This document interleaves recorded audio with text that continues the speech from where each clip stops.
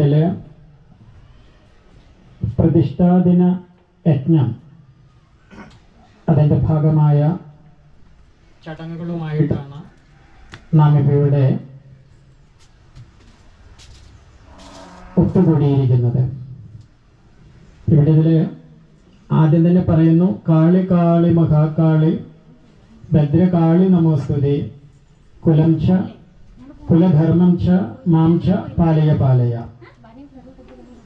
ഇപ്പം നമ്മുടെ പൈതൃകത്തിലെ ആർഷസംസ്കാരം അല്ലെങ്കിൽ സനാതനധർമ്മം എന്ന് പറയുന്ന നമ്മുടെ പൈതൃകത്തിൽ ഈശ്വരനെ കുറിച്ച് ഏകം സത്ത് വിപ്ര ബഹുധാ വദന്തി എന്നാണ് പറയുന്നത്.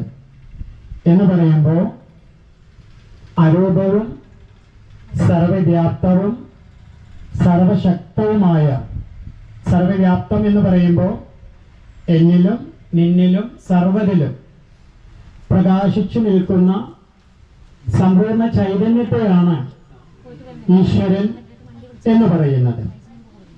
അപ്പൊ അതെന്താണ്? സർവവ്യാപിയാണ്, എല്ലായിടത്തും നിറഞ്ഞു നിൽക്കുന്നതാണ്.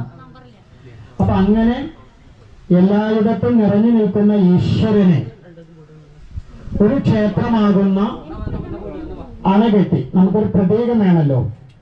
നാമരൂപങ്ങൾ ഇപ്പൊ നമ്മളെന്താണ്? സ്വാമിയാണ്. വ്യക്തമാകുന്നുണ്ടോ? എന്തോ മനസ്സിലാവുന്നുണ്ടല്ലോ. കുലം എന്ന് പറഞ്ഞാൽ ശക്തിയാണ്, ശക്തി, ശക്തി സ്വരൂപിണി. മനസ്സിലായോ?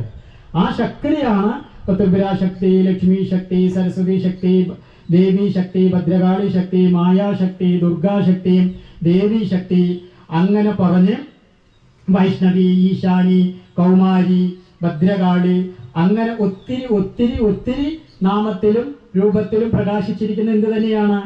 കുലം എന്ന് പറയുന്ന ശക്തി ദേവിയാണ്. വ്യക്തമായോ?